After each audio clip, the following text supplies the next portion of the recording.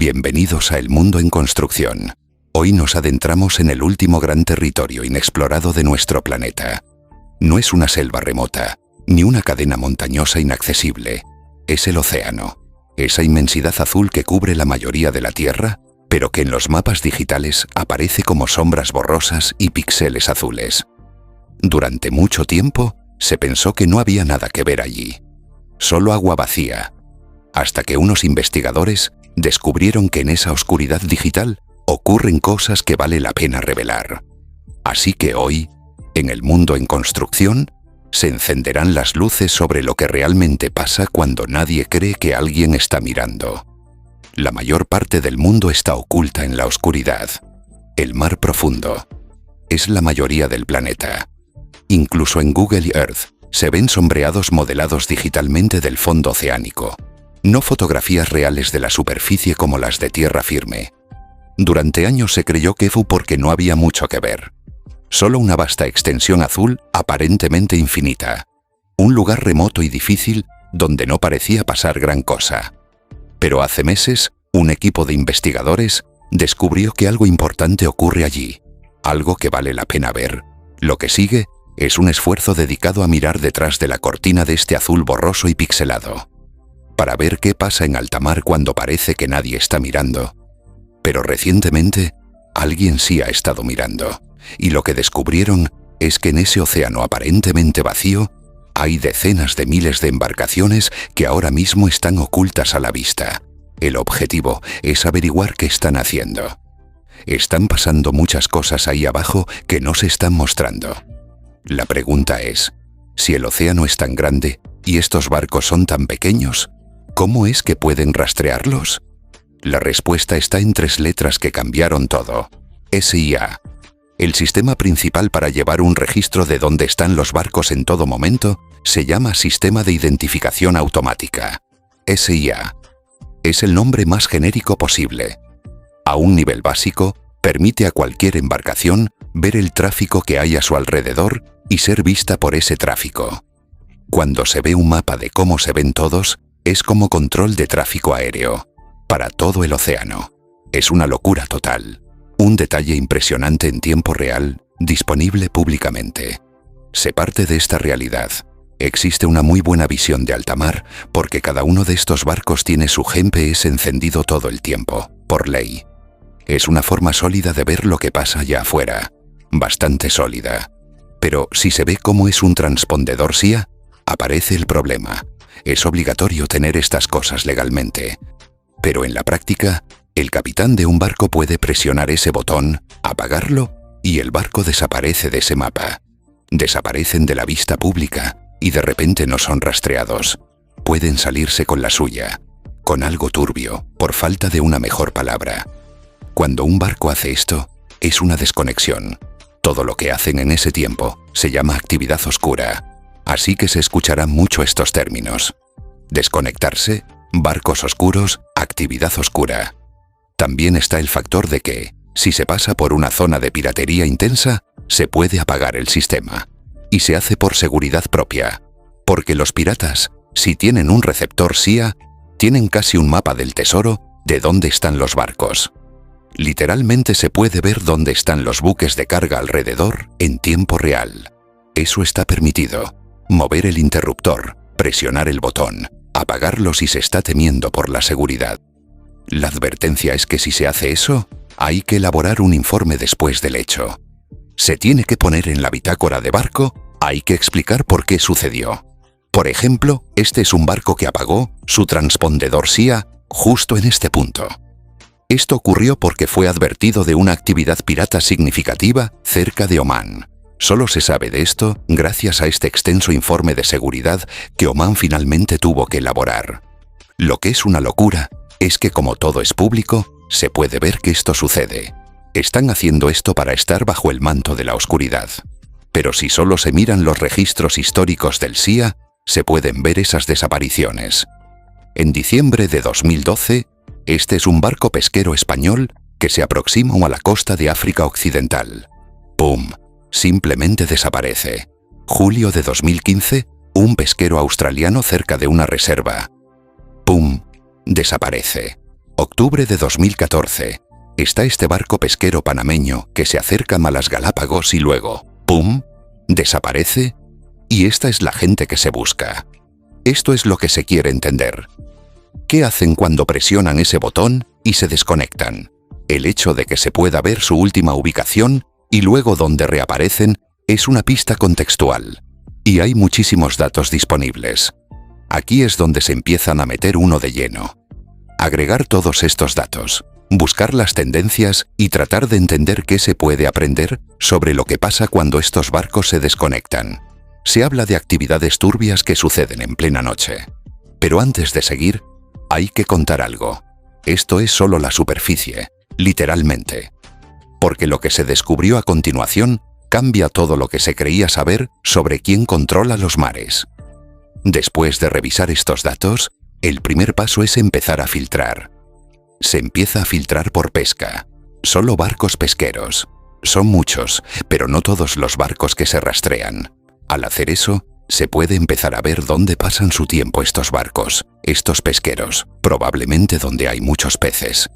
También se ponen en este mapa las zonas económicas exclusivas, un recordatorio de que cada país tiene fronteras oceánicas en las que se les permite realizar actividades económicas y a nadie más.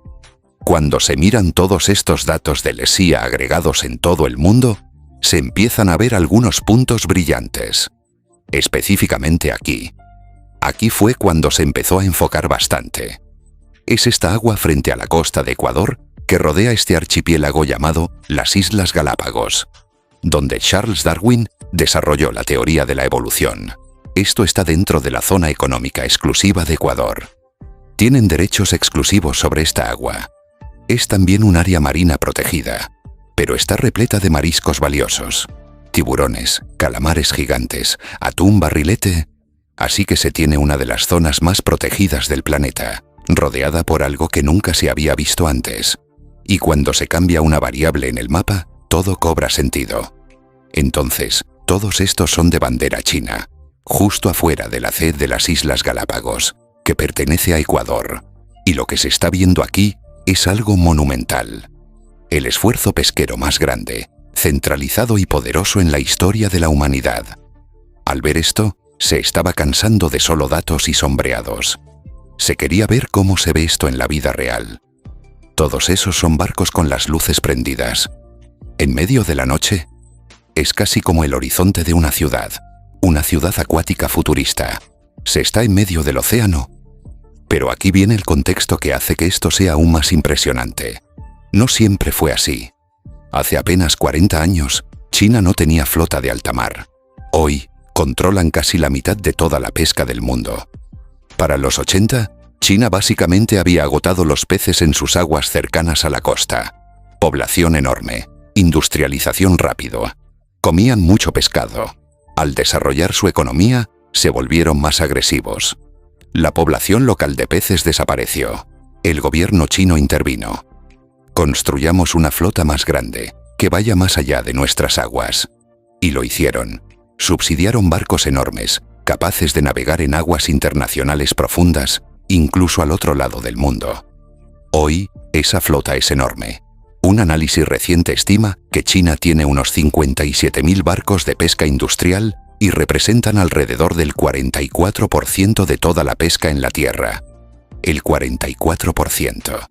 Es la mitad de toda la pesca.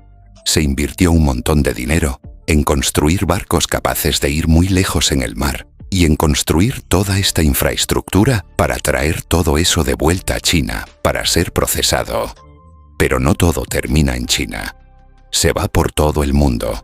Es parte de una industria masiva de mariscos. Es el gobierno chino subsidiando a estas empresas, ayudándolos no solo con subsidios, sino también con seguridad. A veces, el gobierno chino envía barcos de inteligencia con ellos. Es parte del esfuerzo del Estado para proyectar poder. Y también ha resultado en la capacidad de pescar agresivamente en cualquier parte del mundo. Visto desde fuera, parece legal. Están justo en el límite, nunca cruzan. Pero la pregunta es, si todo es tan legítimo, ¿por qué apagan los rastreadores? Para entender eso, se necesita hablar con alguien que haya estado ahí en esos barcos, en medio de la nada. Ian Urbina es periodista. Pasó 17 años en el New York Times y creó el Outlaw Ocean Project. Cada año, de 200 a 300 barcos calamareros atraviesan el globo y rondan zonas de pesca de calamar muy específicas. El objetivo era llegar a esa pesquería y, si era posible, subir a bordo de los barcos chinos. ¿Dónde están? ¿A quiénes usan como trabajadores? ¿Cuánto tiempo permanecen en el mar? ¿En qué crímenes están involucrados? ¿Cuáles son las condiciones en los barcos? Se entiende por qué es tan difícil regular la alta mar. Está muy lejos de todo. Para ir a alta mar se necesita un barco grande. Las aguas son muy agitadas y los viajes largos. Llegar hasta allá, hacer cumplir cualquier cosa, es simplemente difícil logísticamente. Parte de eso es que es logísticamente difícil para los barcos pesqueros llegar hasta allá. Para que cualquiera esté ahí por mucho tiempo. Esto no ha sido un gran problema porque nadie ha podido estar realmente ahí de forma masiva. Pero eso está cambiando a medida que las empresas pesqueras se vuelven más sofisticadas. Obtienen más dinero, se consolidan más. Pueden permitirse enviar grandes operaciones que pueden estar ahí por muchísimo tiempo. Y el líder de todo esto es China. El alcance y escala de la pesca china es increíble. No es solo el número de barcos, sino cómo lo hacen. Llevan todos estos barcos y tienen buques nodriza, enormes reefers o buques refrigerados. La forma en que funciona es que los barcos de pesca más pequeños pueden salir, pescar, regresar al buque nodriza, dejar su carga, recargar combustible, reabastecerse y volver a salir. No tienen que atracar en ningún momento. No tienen que volver a la costa. Nunca tienen que volver a China. Pueden estar ahí casi indefinidamente. Porque ese reefer eventualmente pesca y pesca hasta que se llena de pescado y luego vuelve a China mientras los barcos pesqueros se quedan. Y luego llega un nuevo buque nodriza. Pero aquí está lo que no se puede ver desde el satélite. Lo que Ian descubrió cuando subió a esos barcos cambia completamente la narrativa de pesca legal en aguas internacionales. Antes de ver cosas de satélites, lo primero que se ve es lo invisible que es. Y la única razón por la que se conoce la escala y el alcance de esto es porque sí tienen sus transpondedores encendidos, la mayoría. Y se puede ver, solo con los datos disponibles públicamente, estas flotas de pescadores sin parar, trabajando en estos grupos. Y a menudo son grupos que están pegados justo al límite de las aguas económicas de otros países. Ecuador, muchos lugares en Sudamérica o Argentina, se ven estos grupos de barcos pesqueros. La mayoría son chinos. Y eso es todo. Es todo lo que se puede ver. Y desde esa perspectiva, es bastante legal. Solo están ahí. Están pescando. Pero es como, ¿por qué otra razón irías justo hasta la frontera de algo si no es para cruzarla de vez en cuando? Porque no hay razón para agruparse así. Justo ahí. Justo en la frontera. La pesca es la profesión más peligrosa del mundo en muertes a nivel mundial. Ian Urbina ha pasado años investigando lo que realmente sucede aquí en estos barcos. Y lo que ha encontrado es bastante desolador. Los hombres dijeron: nos tienen aquí contra nuestra voluntad. Nos quitaron el pasaporte. Queremos volver a casa. Hay violencia a bordo. Se ha visto y entrevistado a trabajadores con contratos de 2 años que nunca vuelven a tocar tierra. Ha documentado tripulantes en el mar por años, literalmente años. A veces contra su voluntad, aislados de sus familias, atrapados por deudas y falsas promesas de trabajo, sus pasaportes confiscados, atorados indefinidamente. Ahora que estos barcos pueden dejar su pesca y obtener combustible y suministros de los buques nodriza, nunca tienen que volver a puerto. No es solo caer por la borda por agotamiento o ser golpeado por equipo pesado. También son infecciones, suicidio. Muchas otras amenazas lentas para un trabajo brutal. La carga mental de estar, esencialmente, en confinamiento solitario por 2 años, se ve en estos hombres.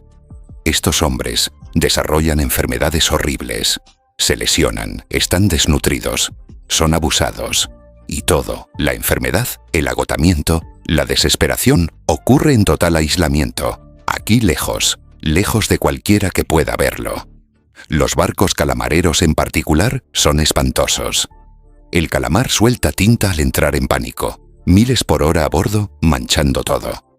Es como la nariz de alguien, solo moco, capas de años de moco en cada superficie.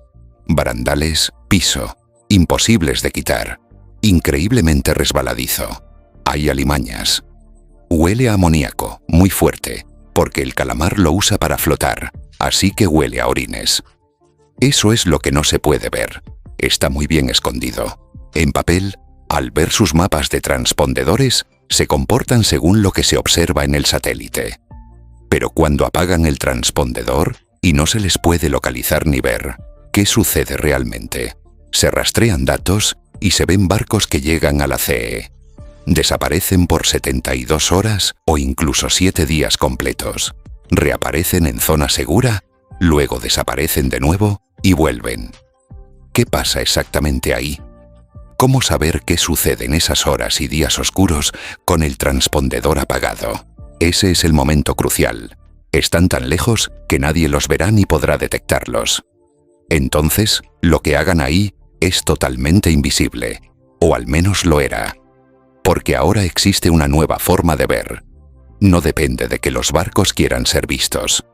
Y lo que revela es que la actividad oscura no es la excepción, es la norma. Se habló con un par de personas de Global Fishing Watch y ayudaron a entender cómo es que se puede ver lo que está pasando, incluso cuando el SIA se apaga. Resulta que el SIA no es la única fuente. Hay otra forma. Según los datos del SIA, se verá mucha actividad pesquera en la costa norte del Mediterráneo y en el estrecho de Sicilia, también en el Adriático. Se verá casi nada de actividad pesquera en la costa del norte de África. Eso no significa que no haya pesca en la costa del norte de África. Es solo que no se puede ver con el SIA. Muchas flotas son de embarcaciones pequeñas sin acceso a dispositivos SIA. Confiar en una sola fuente de datos muestra solo una parte del panorama. Por eso se usan otras fuentes, detecciones de luz nocturna, de barcos que usan luces brillantes de noche, detecciones de radar, que detectan objetos metálicos grandes, imágenes ópticas, fotos de alta resolución de barcos en el mar. Esto permite detectar objetos que no son vistos por el SIA. Se verá que toda esta área que antes estaba oscura, ahora con el radar, se pueden llenar esos vacíos y observar mucha actividad de barcos en el norte de África. Con estas detecciones satelitales avanzadas, se ubican barcos incluso si desactivan su SIA. ¿Se puede ir a Galápagos y ver la luz nocturna? Porque esa es enorme. Sí, ahí está. Sí, justo en ese punto. Pero se puede ver algo como esto y ver que de repente, aquí hay detecciones ópticas no coincidentes con el SIA. Galápagos pasa de estar completamente limpio dentro de los límites a, de repente, tener puntos por todos lados. Vaya, se desconectan. Aquí están. Y también es interesante porque cada uno de estos diferentes tipos de superposiciones de imágenes satelitales tiene sus propias limitaciones. Cada capa, cada fuente de datos tiene sus limitaciones. Las imágenes ópticas son emocionantes, pero se limitan a tomar imágenes 1 o 2 veces al día. Así que solo dan instantáneas de la actividad y no permiten recrear lo que estos barcos hacen. Y como se puede ver por estas huellas, no escanean todo el océano, sino que suelen observar zonas cercanas a la costa. Igual ocurre con las imágenes de radar, que observan principalmente zonas costeras. No dice mucho sobre lo que sucede en alta mar. La detección de luz nocturna es útil para los poteros, que pescan con luces brillantes durante la noche. Ninguno de estos datos por sí solo muestra el panorama completo. A todos les faltará parte de la actividad, pero es algo. Es como tener ojos donde antes no los había. Ok, se tienen otras vistas que no dependen solo del SIA. Pero aquí viene la revelación que une todo. Cuando se combinan estas tecnologías con inteligencia artificial, se descubre que el problema no son algunos barcos malos. Es la mayoría de toda la flota pesquera mundial. En lugar de etiquetar todos estos datos manualmente, inspeccionando visualmente las trayectorias, se usa el aprendizaje automático para hacerlo a escala global y casi en tiempo real. Esto deja una imagen mucho mejor de lo extendida que está la actividad oscura, de cuántos barcos no están siendo rastreados. Antes, no se tenía idea de exactamente cuántos barcos. Se sabía qué pasaba. No se sabía exactamente qué hacían cuando se desconectaban, ni qué tan extendido globalmente está el problema. Y ahora sí se sabe. Al juntar estas fuentes de datos, Global Fishing Watch descubrió que entre el 72% y el 76% de la actividad pesquera mundial no es rastreada. Y potencialmente de forma ilegal, en lugares que se supone que están protegidos. Lo increíble es que se empieza pensando que es quizá una pequeña minoría problemática la que comete crímenes. Pero el hecho de que sea el 75%, la gran mayoría de toda la pesca, significa que desconectarse es la norma. Es una práctica que muchísimos barcos hacen. Quizás sea para cometer crímenes o para salirse con la suya sin ser vistos. Quizás sea solo por una pequeña ventaja competitiva para pescar en un lugar donde saben que tienen el mejor acceso a los peces. Y quizás sea solo por incumplimiento y desconocimiento de las leyes. Hay muchas razones por las que los barcos podrían desconectarse o no encender su CIA. Pero todas ellas permiten lo peor de estos problemas. Preparan el terreno para que se cometan las peores faltas. Y aquí viene la última pieza del rompecabezas. Porque todo ese pescado, toda esa explotación, todo ese sufrimiento humano no se queda en el océano.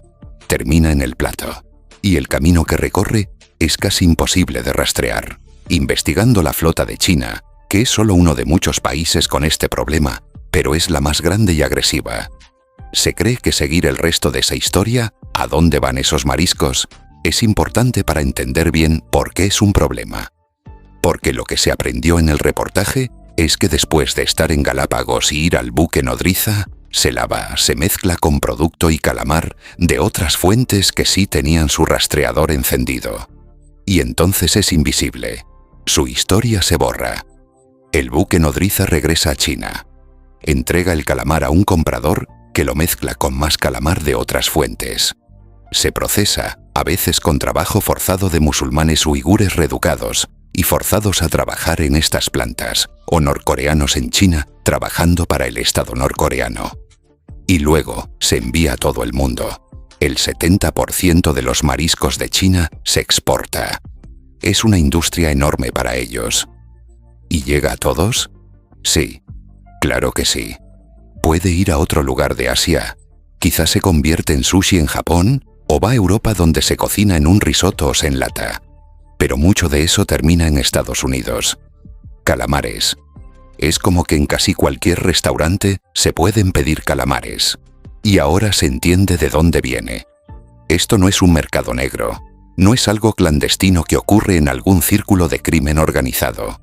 Esta es la norma en alta mar, y es algo en lo que todos participan. Y al estar en los mapas, pero sobre todo en las grabaciones y las entrevistas, se da cuenta uno de cómo en ese producto se esconde el verdadero costo, que es degradación ambiental, sufrimiento humano, agotamiento de las poblaciones de peces y el robo de recursos nacionales. Se aprecia a la gente que trabaja en esto. Se agradece la tecnología que permite ver mejor estos espacios ocultos. Y le da urgencia a la importancia de este asunto. Porque si se puede resolver, si se logra ver el océano de una nueva manera, puede tener un impacto enorme en todos estos lugares. Hay una disparidad muy extraña entre ver la actividad mapeada aquí, donde se ve muy concurrido, y luego pensar en cómo se debe ver en realidad en la vida real. Los océanos vacíos.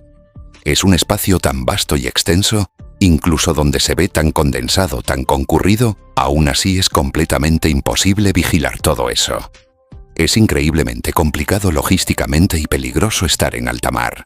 Se empezó esta historia sintiendo que el SIA era esta increíble herramienta para la seguridad y vigilancia en el mar. Y ahora se ve lo fácil que es presionar un botoncito y desaparecer y hacer lo que se quiera.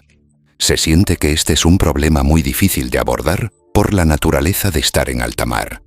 Y no va a ser con humanos saliendo de atrapar a los malos que se resuelva esto. Ahora se está convencido de eso.